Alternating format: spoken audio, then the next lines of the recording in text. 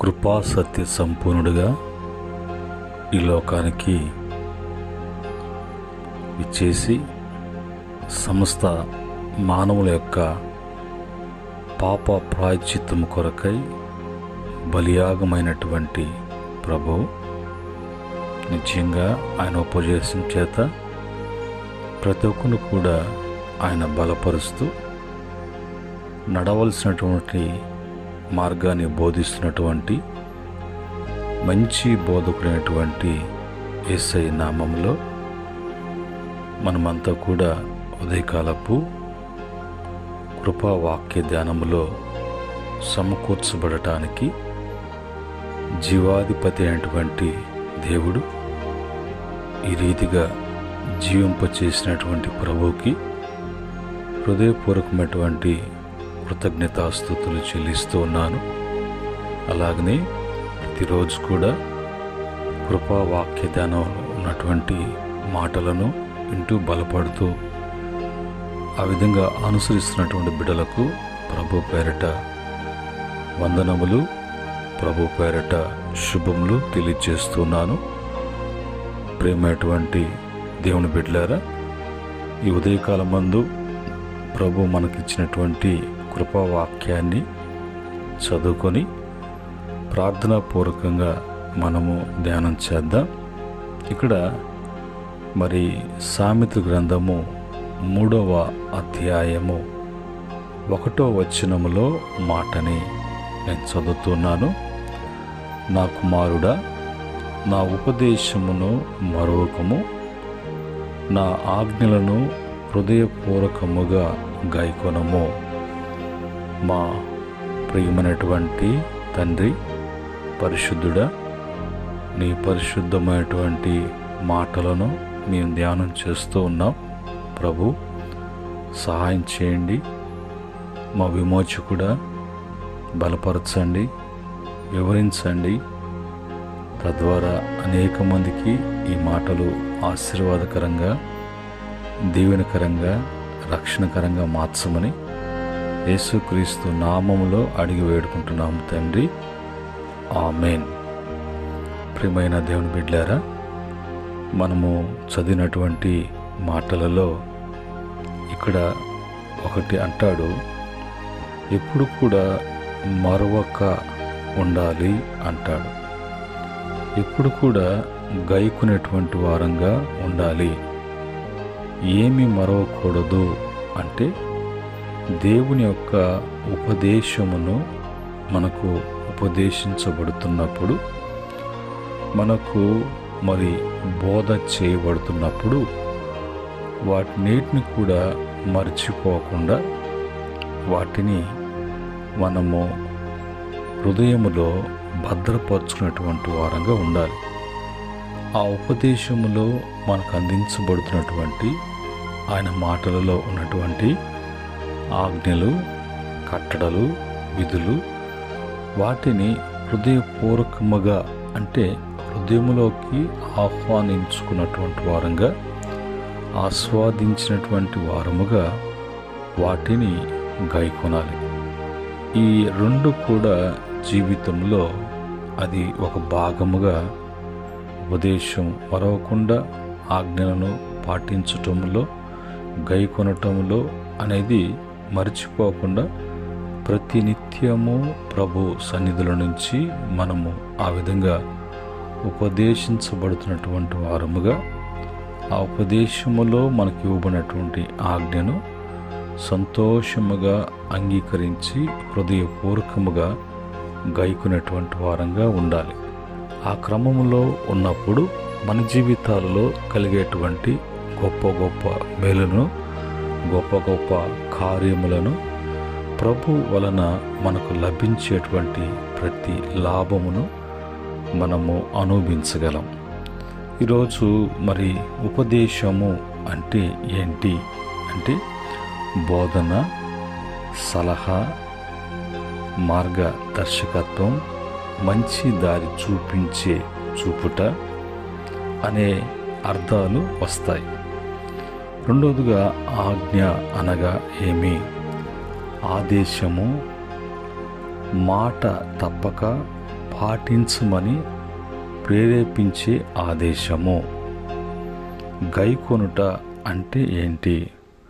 పట్టుకొనుట, స్వీకరించుట, అంగీకరించుట, పొందుట అనేటువంటి అర్థాలు ఇందులో నుంచి మనకి అవగాహన కావటానికి ఈ మాటలు.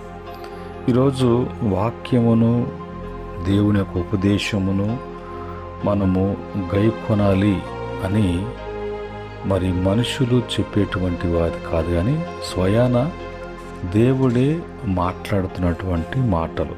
బైబిల్లో నుంచి మనం చూసినప్పుడు ద్వితీయోపదేశకాండము 4వ అధ్యాయము 2వ వచనములో, మీ దేవుడైన యెహోవా ఇచ్చిన ఆజ్ఞను మీకు ఆజ్ఞాపించుచున్నాను, వాటిని గైకొనుట యందు నేను మీకు ఆజ్ఞాపించిన మాటలలో దేనిని కూడా మరి కలపకూడదు, దాని నుండి ఏది కూడా తీసివేయకూడదు.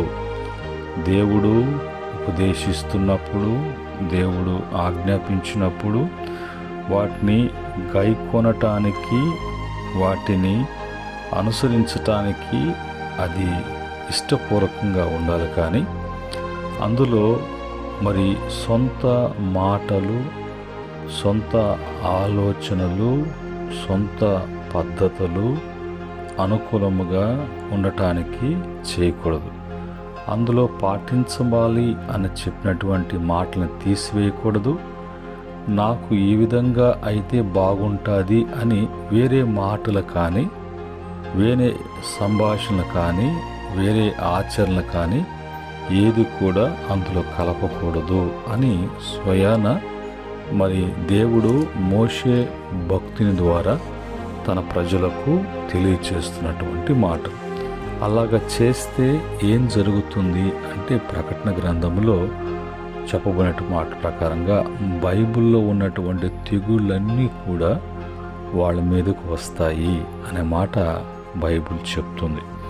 రెండవదిగా మరి గైకొనుటలో మనము చేయవలసినటువంటి రెండవ క్రమం ఏంటంటే, కీర్తన 19వ కీర్తన 9 నుంచి 11 వరకు ఉన్నటువంటి చరణములలో మాటలు ఈ విధంగా ఉన్నాయి.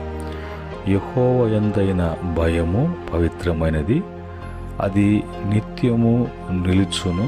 యెహోవా న్యాయవిధులు సత్యమైనవి, అవి కేవలము న్యాయమైనవి అంటూ ఆ తర్వాత మరి వాటిని బంగారుతో పోలుస్తూ మాట్లాడుతూ 11వ చరణంలో వాటి వలన నీ సేవకుడు హెచ్చరిక నొందును, వాటిని గైకొనుట వలన గొప్ప లాభము కలుగును అని అంటాడు. చూడండి, ప్రభు ఏది చేసినా కూడా మంచికి మేలుకే చేస్తారు, కానీ కీడుకు ప్రభు ఎన్నడూ కూడా చేయరు. ఆయన మన మంచి కొరకే, మన బాగు కొరకే అనే మాటలే మనం వింటున్నాం. కానీ ఆ మాటలే వ్రాయించి ఉన్నాయి, కానీ అవే మన జీవితంలో మంచిగా జరుగుతున్నాయని ఆ యొక్క గ్రహింపు ఎప్పుడైతే వస్తుందో ఆటోమేటిక్గా గైకొనటానికి మనసు కలిగినటువంటి వారుగా ఉంటారు. అలాగనే 25వ కీర్తన 10వ చరణంలో ఆయన చేసిన నిబంధనను, ఆయన నియమించిన శాసనంలో గైకొను వారి విషయంలో యెహోవా త్రోవలన్నీ కృపా సత్యములై ఉన్నవి. పైన అంటాడు మరి గొప్ప లాభం అంటాడు. కిందకు వచ్చిన తర్వాత ఆ విధంగా ఆయన నిబంధన చేసి నియమించినటువంటి శాసనాలను విషయంలో ఎవరైతే గైకొంటారో వారి యొక్క త్రోవలన్నీ కూడా కృపా సత్యములై ఉన్నవి. ఆ యొక్క త్రోవలలో కృప ఉంది, సత్యమున్నది. మరి పడిపోవటానికి కానీ, తొట్టిల్లటానికి కానీ, కృంగిపోవటానికి కానీ, అపవిత్రం కావటం కానీ, మరి గలిబిలి కావటం కానీ ఏది ఉండదు. కారణం ఏంటంటే ఆ త్రోవలు కృపాసత్యమయమై ఉన్నవి అనే మాట మనం చూస్తున్నాం. అలాగా మనము గైకొనటంలో ఉన్నటువంటి గొప్ప మేలు. తర్వాత 103వ కీర్తన 17-18 చరణాల్లో చూసినప్పుడు ఆయన నిబంధనను గాయకొనొచ్చు, ఆయన కట్టడమును అనుసరించి నడుచుకున్న వారి మీద, యెహోవా యందు భయభక్తులు గల వారి మీద ఆయన కృప యుగయుగములు నిలుచును, ఆయన నీతి వారి పిల్లల తరమున నిలుచును. ఈ నిబంధనను, ఆయన కట్టడలను అనుసరించి నడుచుకున్నటువంటి వారు ఎవరు గైకొంటారు, ఎవరు అనుసరిస్తారంటే ఆయన యందు భయభక్తులతో ఉన్నటువంటి వారికి దేవుని కృప యుగయుగములు నిలుచును, లేక ఆయన కృప వారిని ఆవరించును. వారికే కాదు, వాళ్ళ పిల్లల తరముకు మరి నీతిగా అది నిల్చును. చూడండి, ఎన్ని మంచి మాటలు ఉదయకాలమందు ప్రభు మనకు తెలియచేస్తున్నారు. అలాగా మనము వాటి విషయంలో మనము ఉండటానికి దేవుడు ఎప్పుడు కూడా పరిశుద్ధుడు కనుక ఆయన నిర్దోషి కాబట్టి మనము కూడా అదే గుణ లక్షణాలు కలిగినటువంటి వారంగా ఉండాలి అనేది ప్రభు యొక్క ఆశ, ఆయన యొక్క ఆలోచన. యెహెజ్కేలు గ్రంథములో 18వ అధ్యాయము 9వ వచనములో, యథార్థపరుడై నా కట్టలను గైకొనుచు నా విధులను సరిచూచిన ఎడల వాడే నిర్దోషియగును, నిజముగా వాడు బ్రతుకును. నిర్దోషి అవటానికి, బ్రతకటానికి అతను ఏం చేస్తున్నాడు అంటే దేవుని యొక్క కట్టడలను గాయకొనొచ్చు, ఆయన విధులను అనుసరించుచూ ఉన్నటువంటి వాడు. అలా చేసేటువంటి వాడు ఎవరు అనంటే యథార్థపరుడు అలాగా చేస్తాడు, అలాగా ఉంటాడు. పైన చూసినప్పుడు భయభక్తులు కలిగినటువంటి వాడు అలాగా చేస్తాడు. ఆయనకు లోబడి ఆయన యందు భయముతో ఉన్నటువంటి వారు చేస్తారు. తర్వాత బైబిల్లో మనం చూసినప్పుడు బైబిల్ చెప్పేటువంటి మాటలు లూకా సువార్త 11వ అధ్యాయము 28 వచనం, 27, 28 వచనం ప్రకారంగా యేసు ప్రభు ఒక ప్రాంతంలో ఆయన ఉపదేశం చేస్తూ ఉన్నాడు. ఆ ఉపదేశం అనేక మంది వింటున్నప్పుడు వాళ్ళలోకి విశ్వాసము అనేది పుడుతున్నది.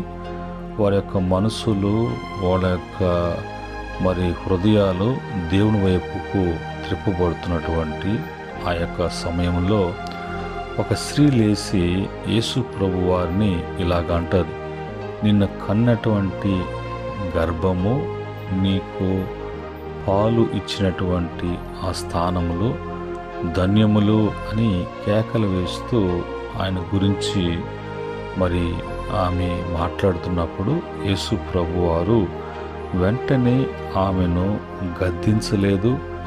వెంటనే ఆమె మాటలకు ఆయన ఏదో కాలేదు. కానీ యేసు ప్రభు వారు అక్కడ అనేటువంటి మాట అవును కానీ దేవుని వాక్యాన్ని విని దానిని గాయకొన్నవారు మరీ ధన్యులు అని చెప్పాడు.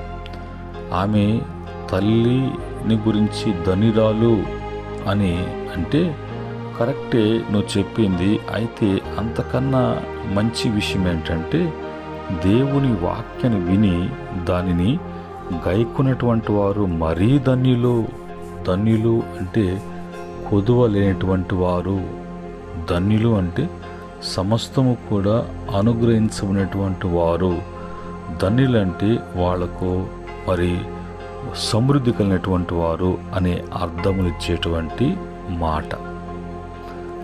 అలాగా ప్రభు వాక్యం ఏమంటుందంటే యోహాను సువార్త 14వ అధ్యాయం 23వ వచనములో, యేసు ఒకడు నన్ను ప్రేమించిన ఎడల వాడు నా మాట గైకొనును, అప్పుడు నా తండ్రి వానిని ప్రేమించును, మేము వాని యొద్దకు వచ్చి వాని యొద్ద నివాసము చేతుము అని అంటాడు.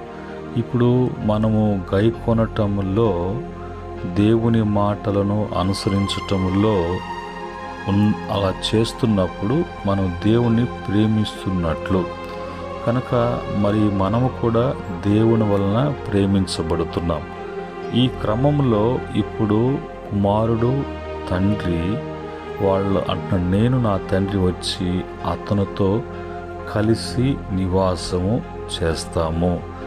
దేవునిలో మనము లేకుండా పోవటం, దేవుడు మనతో కూడా ఉండకుండా పోవటం కారణం ఏంటంటే, దేవుడు చెప్పినట్లుగా ఆయన మాట చొప్పున మనము ప్రవర్తించకుండా వినటానికి వింటాం, అవి గ్రహింపులోకి తెచ్చుకోం. మరి పైకి విన్నట్లుగానే హృదయాన్ని కఠినపరుచుకొని ఆ మాటలు వలన వాళ్ళ హృదయాలు మరి కఠినపరుచుకొని అది మాకు అబ్బదు, ఆ విధంగా మేము చేయలేము అన్నట్టుగా ఆ మాటలు వింటున్నట్లుగా తలపుతారు. కానీ ఆ మాటలు కూడా లోపలకు ప్రవేశించకుండా అంత కఠినముగా మార్చబడిపోతారు. లోకముతో, లోకములో ఉన్న వాటితో స్నేహము చేసినటువంటి వారి పరిస్థితులు ఆ విధంగా ఉంటాయి. కనుక మరి ఇంకొక మాట 1 యోహాను పత్రిక 2:5 ప్రకారంగా, ఆయన వాక్యము ఎవడు గైకొనునో వానిలో దేవుని ప్రేమ నిజముగా పరిపూర్ణమాయెను అని రాయబడింది. అంటే ఆ వాక్యాన్ని బట్టి దేవుని యొక్క ప్రేమ అనేది అతనిలో దినదినము అనుదినము నింపబడుతూ పరిపూర్ణమైనటువంటి ప్రేమతో, పరిపూర్ణమైనటువంటి విశ్వాసముతో, పరిపూర్ణమైనటువంటి భక్తితో, పరిపూర్ణమైనటువంటి అనుసరణతో జీవించేటువంటి జీవితము, దేవుని మాటలు, మాటలో ఉన్నటువంటి ఆజ్ఞలు, ఆజ్ఞలో ఉన్నటువంటి కట్టడలు, విధులు, శాసనములు ఎవరైతే గైకొంటారో. చివరిగా మనం చూసినప్పుడు 1 యోహాను పత్రిక 3:2 మరియు మనం ఆయన ఆజ్ఞను గైకొనొచ్చు ఆయన దృష్టికి ఇష్టమైనది చేయుచున్నాము కనుక మనమేమి అడిగినను అది ఆయన వలన మనకు దొరుకును. చూడండి, దేవుని మాటను వినడంలో, దేవుని మాటలను అనుసరించటంలో, గైకొనటంలో ఇన్ని లాభాలు మనకు తెచ్చిపెడుతున్నాయి. ఇన్ని ప్రయోజనాలు మనకు కలగాలని ప్రభు ఆయన మనకు ఈ క్రమాన్ని మనకు పెట్టారు. అలాగనే మనం చదివినటువంటి సామెతల గ్రంథము మరి 3:2 అలాగ ఉపదేశం మరవక అలాగా ఆజ్ఞలను గైకుంటున్నప్పుడు వాళ్ళ యొక్క జీవితంలో జరిగేటువంటి గొప్ప కార్యం ఏంటంటే మరి వాళ్ళు దీర్ఘాయుష్వంతులై సుఖముతో గడుపు సంవత్సరములను అలాగనే శాంతిని వాళ్ళకి అనుగ్రహించబడుతుంది అని, నా కుమారుడా అని మొదటగా సంబోధిస్తూ ఆ కుమారుడు చేయవలసినటువంటి పనేంటో, ఆ కుమారుడు ఏ విధంగా చేయాలో అని చెప్తూ ఆ 2వ వచనములో దేవుడు, నువ్వు దీర్ఘాయుష్వంతుడు వై, నువ్వు మరి ఆ దీర్ఘాయుష్వంతుల్లో నీకు ఇవ్వబడినటువంటి ప్రతి సంవత్సరము సుఖముతో వెళ్ళబుచ్చేటువంటి సంవత్సరములు, శాంతి కలిగి జీవిస్తావు అని ఉదయకాలమందు తన కృపా వాక్యం ద్వారా బలపరచటానికి, ధైర్యపరచటానికి, మనకంటూ ఒక నిరీక్షణ కలిగి సంతోషముగా ముందుకు సాగటానికి దేవాతి దేవుడు మనకు ఇవ్వబడినటువంటి కృపా వాక్యం. ఈ కృపా వాక్య ధ్యానములో ప్రభు అనేక విషయాలు మనకి బయలుపరిచారు. కనుక ప్రేమైన దేవుని బిడ్డారా, భక్తులైనటువంటి వారు అబ్రహాము కానీ, సొలొమోను, దావీదు కానీ, ఇస్సాకు కానీ, మరి యెహోషువ కానీ ఇంకా భక్తులు మనం చూసినప్పుడు వాళ్ళు దేవుడు చెప్పినట్లుగా, దేవుడు ఉపదేశించినట్లుగా, దేవుడు ఆజ్ఞాపించినట్లుగా వాళ్ళ జీవితాలలో ఆ విధంగా గైకొన్నారు. వారు దేవుని దృష్టికి నిర్దోషులుగా, దేవుని దృష్టికి వాళ్ళు నీతిగా, యథార్థవంతులుగా, దేవుని దృష్టికి వాళ్ళు మంచివారుగా జీవించారు. కాబట్టి వాళ్ళ యొక్క జీవితాలు, వాళ్ళ కుటుంబాలు, వంశాలు, వంశవలులు అన్నిటిని కూడా దేవుడు ఆస్వాదించి గొప్ప చేశారు. అలాంటి గొప్ప స్థితిని ప్రభు ప్రతి బిడ్డ కుటుంబానికి అనుగ్రహించునుగాక. ఆమెన్. పరిశుద్ధుడైనటువంటి మా ప్రభు, జీవము కలిగినటువంటి జీవాధిపతి, ఉదయకాలమందు నీ కృపా వాక్య ధ్యానములో జీవపు మాటలు మాకు అందించారు తండ్రి, మాకు ఉపదేశించారు. అవి ఎన్నడూ కూడా చెదిరిపోకుండా, నిరర్ధకము కాకుండా నాయన మా హృదయం అనే పలకల మీద మీరే మీ హస్తాలతో రాయండి. అవన్నీ కూడా జ్ఞాపకం ఉంచుకోవటానికి జ్ఞాపక శక్తిని దయచేయండి. వాటన్నిటిని కూడా మేము పాటించున్నట్లుగా మాకు జ్ఞాన హృదయం దయచేయండి. ప్రతి బిడ్డ కూడా ఆ అనుసరణలో గొప్ప మేలు అనుభవించడానికి దీవించబడి స్థిరపరచబడి మీ కొరకు గొప్పగా ఫలించే భాగ్యాన్ని యేసుక్రీస్తు ద్వారా అనుగ్రహించమని యేసు నామములో అడిగి వేడుకుంటున్నాము తండ్రి. ఆమెన్. పరమ తండ్రి, దేవుని ప్రేమ, రక్షకుడు యేసు కృప, పరిశుద్ధాత్మ యొక్క సహవాసం ఈ మాటలు వింటూ గైకొనటానికి ఇష్టపడిన బిడలు, అనుసరిస్తున్నటువంటి బిడలు, సకల పరిశుద్ధులు ఆయన దాసులకు సదా తోడే నడిపించునుగాక. ఆమెన్. దేవుడు మిమ్ములను, మీ కుటుంబాలను కలిగిన యావత్తును కూడా దీవించి ఆస్వాదించి స్థిరపరచునుగాక. ఆమెన్.